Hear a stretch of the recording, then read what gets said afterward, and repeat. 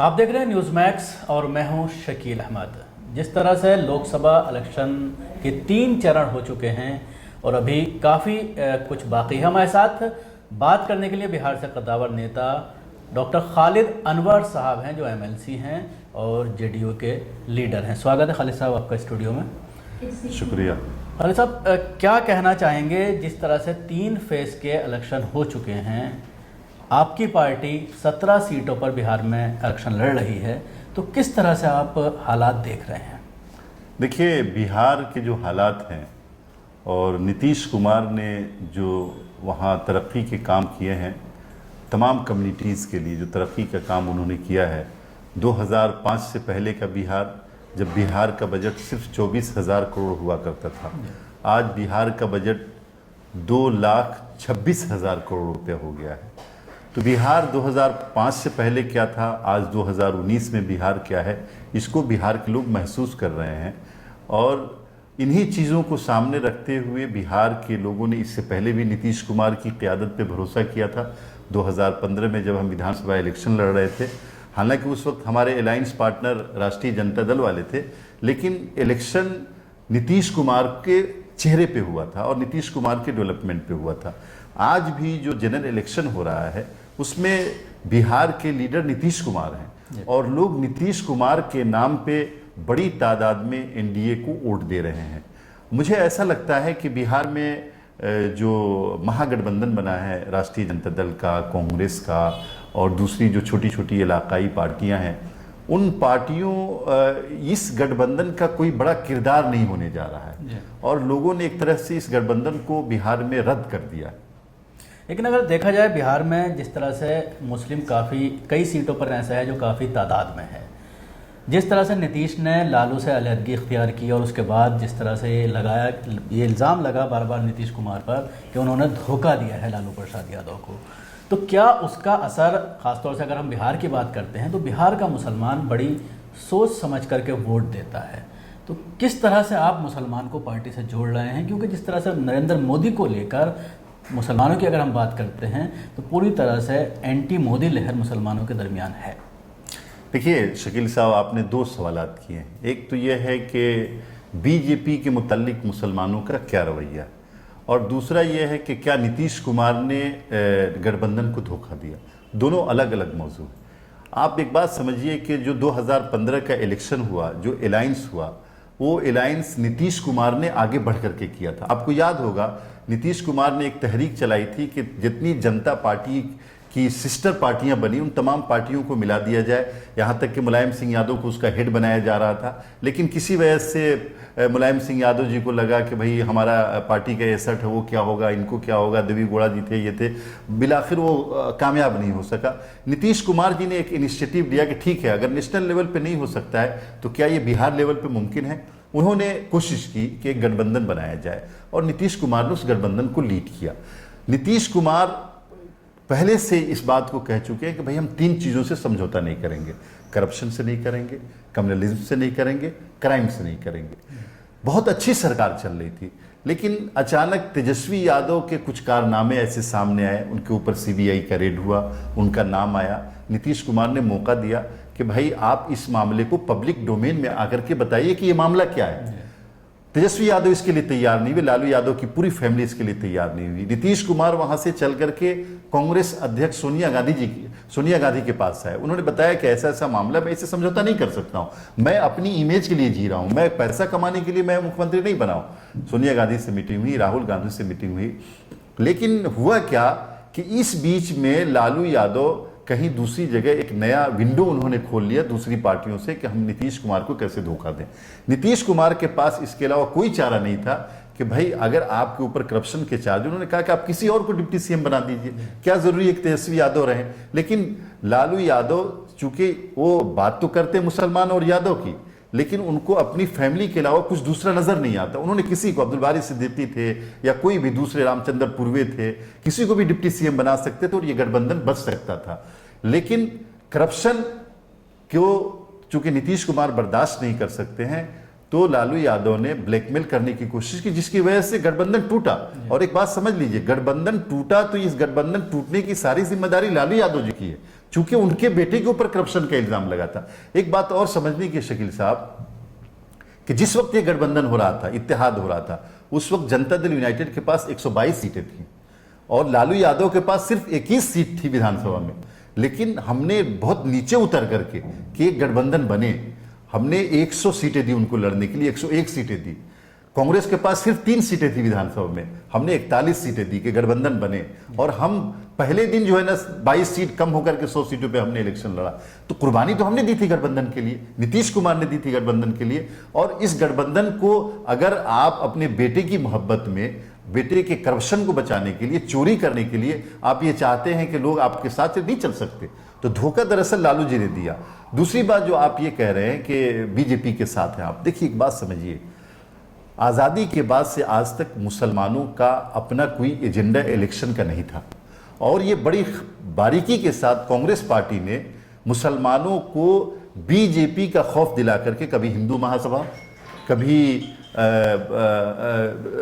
दूसरी पार्टियां, यानी बीजेपी का खौफ दिला करके कि हम वोट देंगे कि बीजेपी न जीत जाए। तो इस नफ्सियात से मुसलमान बहुत तेजी से निकल रहे हैं। मुसलमान अब ये समझने लगे हैं कि हमारी तरक्की कैसे होगी, हमारे बच्चों की तालीम कैसे होगी, हमारे इदारों की तरक्की कैसे होगी, हम बिजनेस में कैसे आगे बढ़ेंगे, हम इदारे कैसे बना सकते हैं, हम समाज में कैसे आगे बढ़ सकते हैं, पॉलिटिक्स में कैसे आगे बढ़ सकते हैं। अब इन इश्यूज पे बात की जाने लगी। हो सकता है कि ऐसी आवाज़ें कम हों, लेकिन मुसलमानों में ये इस तरह की आवाज़ें उठनी शुरू हुई है। और यही जो सेकुलरिज्म की दुकानें चला रहे हैं जो लोग, उनके लिए खतरे की घंटी तो आपको क्या लगता है कि जिस तरह से मोदी के साथ, बीजेपी के साथ आपकी पार्टी की सरकार है बिहार की, अगर हम बात करते हैं, तो क्या मुसलमान ऐसी कंडीशन में आपकी पार्टी को वोट देगा? देखिए, हम तकरीबन 2 बरस से अभी नए में बीजेपी के साथ हमारा अलायंस है। उससे पहले 15 बरस हमारा अलायंस रहा।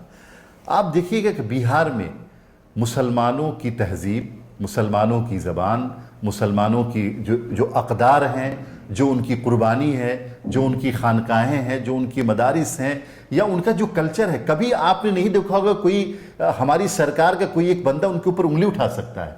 आप ये नहीं देख सकते कि कोई कम्युनल राइट करा रहा हो, कराने की कोशिश कर रहा हो और वो बच गया हो। देखिए, पिछले रामनवमी के मौके पर क्या हुआ कि बिहार के कुछ जिलों में आरजेडी के कुछ वर्कर्स ने मिलकर के कम्युनल राइट कराने की कोशिश की। उसमें कुछ और लोग भी शामिल थे, दूसरी हिंदू इंतहा पसंद तंजीमों के लोग। नीतीश कुमार ने 450 लोगों को गिरफ्तार किया और एक जगह कम्युनल राइट नहीं होने दिया। बगल में बंगाल में 12 मुसलमान मारे गए, लेकिन बिहार बिल्कुल पुरअमन रहा। अब पूरे देश के हालात देखिए और बिहार को देखिए, आपको महसूस होगा कि नीतीश कुमार की सरकार चल रही है। वहां पे एक ऐसे शख्स की सरकार चल रही है जो तमाम कम्युनिटीज को साथ लेकर के उनकी तहजीबों का, उनके मजहब का, उनकी सोच का, उनके फिक्र का एहतराम करते हुए सरकार चला रहा है। बिहार में क्यों नहीं कोई उल्टी सीधी हरकतें कर देता है? क्यों नहीं कोई किसी मजहब पे हमला कर देता है? क्यों नहीं किसी मस्जिद में घुसने की कोशिश करता है? चूंकि वहां डंडा बहुत सख्त है नीतीश कुमार का। तो आप एक बात समझिए कि हम मुसलमान क्यों चाहते हैं कि हम बीजेपी के साथ न जाए। मुसलमानों को बीजेपी से बैर नहीं है। मुसलमान ये समझते हैं कि बाज़ लोग बीजेपी के मुसलमानों की शरीयत पे हमला करते हैं, मुसलमानों की तहजीब पे हमला करते हैं, मुसलमानों के नाम पे हमला करते हैं। अगर नीतीश कुमार ने इन सब चीज़ों को कंट्रोल किया है तो कोई वजह नहीं है मुसलमानों को दूर रहने की। आपको जिस तरह से जिम्मेदारी पार्टी के ज़रिए, नीतीश कुमार जी के ज़रिए दी गई है कि माइनॉरिटीज़ के जो मसाइल हैं उनका हल निकाला जाए और जो स्कीम्स हैं उनको लागू किया जाए, ग्राउंड तक पहुंच रही हैं नहीं पहुंच रही हैं। अब जिस तरह से 3 फेज़ का इलेक्शन हो चुका है और बिहार में आप मुस्तकिल काम कर रहे हैं, वहाँ पर जा रहे हैं, कन्विंसिंग में जा रहे हैं, स्टेज से आप बोलते भी हैं, तो मुसलमानों से जब आपका राब्ता होता है तो क्या आपसे ये सवाल नहीं किया जाता कि जिस तरह से प्रज्ञा ठाकुर को मैदान में उतारा गया है उसकी क्या वजह है? सब समझ रहे हैं, पोलराइजेशन कराने की कोशिश की जा रही है। प्राइम मिनिस्टर की स्पीच अगर आप देखते हैं, जिस तरह से इलेक्शन के दौरान जो अल्फाज इस्तेमाल किए जाते हैं वो कहीं ना कहीं हर तरह से पोलराइज करने की कोशिश की जा रही है, चाहे वो अमित शाह की बात करते हैं, चाहे मोदी की बात करते हैं। तो ऐसे में आप किस तरह से लोगों के सवालों का फेस करते हैं? देखिए, एक आपने 2 सवाल किया। एक बात यह है कि नीतीश कुमार मुसलमानों के लिए स्कीमें लेकर के आ रहे हैं और हम क्या कर रहे हैं इसमें। नीतीश कुमार एक ऐसे लीडर हैं कि हम लोग सोचते हैं उससे पहले वो कर चुके होते हैं। यानी आप बिहार एक ऐसा स्टेट है कि आप तमाम स्टेट्स को सामने रखिए, कंपैरिजन कीजिए, आपको अंदाजा रहेगा कि बिहार में जो स्कीमें मुसलमानों के लिए चल रही है हिंदुस्तान के किसी स्टेट ने नहीं शुरू किया, चाहे कोई भी किसी भी सेकुलर चीफ मिनिस्टर हो। मैं दो मिसाल आपको देता हूं कि बिहार के हर जिले में मुसलमानों के लिए special school, minorities residential school बनाया जा रहा है, जिसमें बॉयज़ के लिए अलग, गर्ल्स मुस्लिम बॉयज़ के लिए अलग, मुस्लिम गर्ल्स के लिए अलग हॉस्टल। ये 38 के 38 जिले में बन रहा है और तकरीबन इस पर 400-500 करोड़ रुपए का बजट खर्च हो रहा है। इसी तरह बिहार के 38 जिले में Islamic centre, mini Islamic centre, तकरीबन 6 करोड़ रुपए के खर्चे से 38 इस्लामिक सेंटर, यानी एक बड़ा बिजनेस सेंटर हो जाएगा, कल्चरल सेंटर होगा। तो काम बहुत हो रहा है वहां पे। एक बात जो आपने की, देखिए, मैं जनता दल यूनाइटेड एक पॉलिटिकल पार्टी है और भारतीय जनता पार्टी एक पॉलिटिकल पार्टी है। जनता दल यूनाइटेड उन कामों के लिए जवाबदेह है जो वो कर रही है, वो भारतीय जनता पार्टी के कामों के लिए जवाबदेह नहीं है। हम बिहार में उनके साथ हैं, बिहार में अगर भारतीय जनता पार्टी के लोग कुछ करते हैं तो उसके लिए हम जवाबदेह हैं। लेकिन अब मुल्क में क्या हो रहा है, मुल्क में हमारा उनके साथ अलायंस नहीं है। और एक बात जो आपने बताई कि लोगों को कैसे फेस करते हैं, आप जाइए बिहार में शकील साहब, आपको अंदाजा होगा कि नीतीश कुमार के लिए मुसलमानों के दिलों में बहुत मोहब्बत है। हर आदमी ये कहेगा कि नीतीश कुमार बहुत अच्छे, सच्चा है, अच्छा है, बहुत काम किया है, हर आदमी ये बात कहेगा। जो बैरियर है वो यहीं पे आकर के एक बैरियर है जिसको हम लोग इसको तोड़ने की कोशिश कर रहे हैं। तो ये जो मोहब्बत की आपने बात की कि नीतीश कुमार से लोगों की मोहब्बत है, तो क्या वो वोट में भी कन्वर्ट होगा?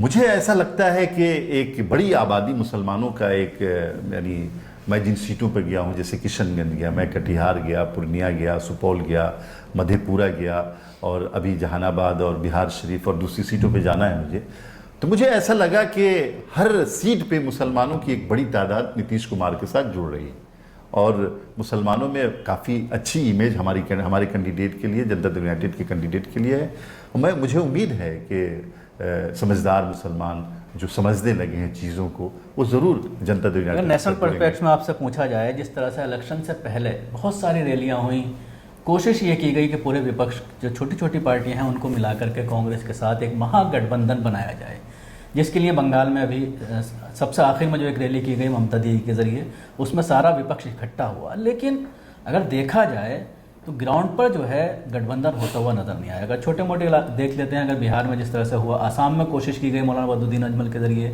उत्तर प्रदेश में कांग्रेस ने एसपी और बीएसपी से गठबंधन नहीं किया, तो इन सब चीज़ों का कहीं ना कहीं नुकसान ज़रूर देखने में आ रहा है। तो किस तरह से देखते हैं कि कांग्रेस का इन सब चीज़ों के पीछे क्या मंशा है? देखिए, ये कांग्रेस पार्टी की बहुत आपसी बातचीत है और मैं इस पर ज़्यादा बोलना नहीं चाहता, लेकिन एक बात समझिए शकील साहब, इंडियन नेशनल कांग्रेस कभी सेकुलरिज्म के लिए और कभी मुसलमानों के डेवलपमेंट के लिए सीरियस नहीं हुआ। अगर अपोजिशन आज के दिन जो बात कर रहे हैं अलायंस की, आप देखिए बदरुद्दीन अजमल ने आपके साथ कब तक अलायंस निभाया, कितने बुरे दिनों में आपके साथ खड़े रहे। आप जब मौका आया आसाम में बदरुद्दीन अजमल के साथ खड़े होने के लिए, आप सबसे खिलाफ हो गए। आप जाके देख लीजिए, गोगोई फैमिली ऐसे हंगामा मचा रही जैसे कि बदरुद्दीन अजमल सबसे बड़ा जो है ना दहशतगर्द हो।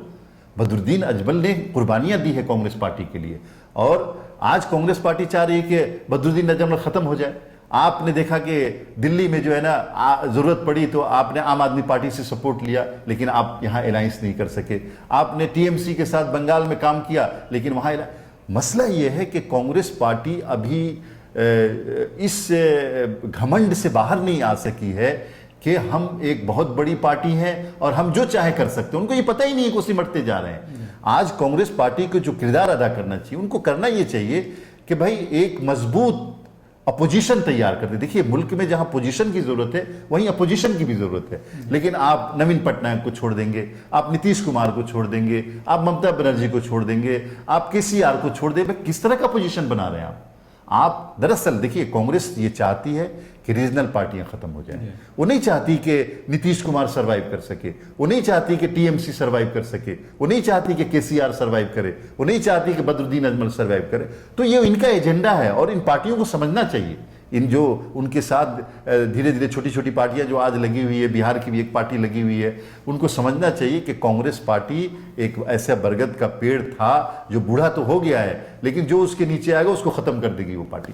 आपने बिहार की बात की, जिस तरह से तेजस्वी के जरिए बार बार नीतीश चाचा के ऊपर हमला किसी ना किसी चीज़ को लेकर बोला जाता है और बार बार हमेशा निशाने पर जो है वो नीतीश उनके रहते हैं, क्या कहेंगे उसको?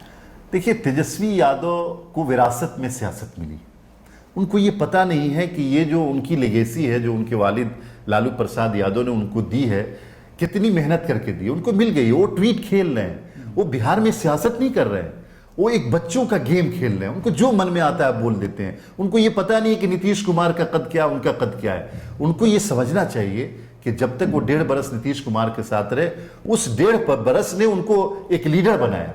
आज जो मन में आया बक दिया, जिनको जो चाहा कर दिया।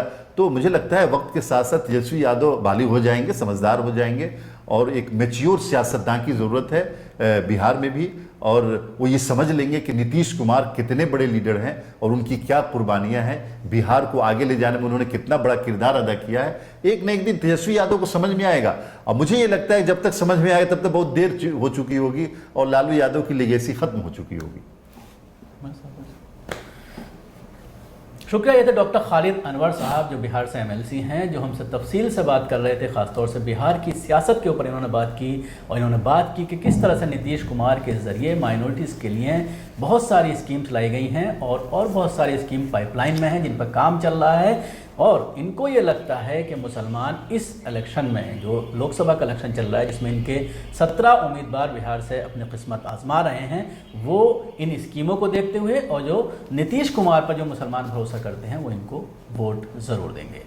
शुक्रिया। आपको हमारा वीडियो कैसा लगा ज़रूर बताएं। हमारे यूट्यूब चैनल को सब्सक्राइब करना ना भूलें। इसके साथ ही बेल आइकन ज़रूर दबाएं ताकि जब भी हम नया वीडियो अपलोड करें तो वो आप तक पहुँच जाए। धन्यवाद।